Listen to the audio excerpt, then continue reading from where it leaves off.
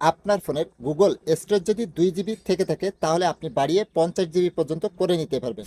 কারণ আমাদের ফোনের 2 জিবি স্টোরেজ থাকার কারণে অল্প কিছু ছবি ভিডিও আসার সাথে সাথে স্টোরেজটা ফুল হয়ে যায়, তখন নতুন করে কোনো ছবি ভিডিও আনা যায় না।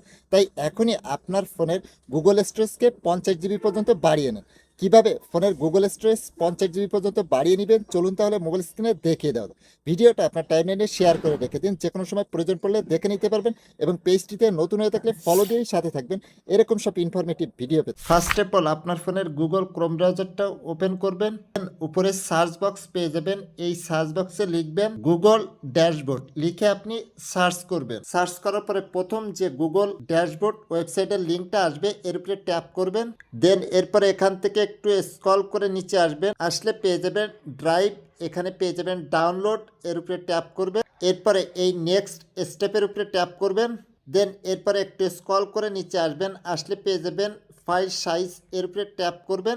ট্যাপ করার পরে এখানে দেখুন যে 2 জিবি দেওয়া আছে, এখান থেকে আপনি চাইলে এই 50 জিবি পর্যন্ত বাড়িয়ে নিতে পারবেন। এখান থেকে আমি এই 50 জিবিটাকে সিলেক্ট করে নিলাম।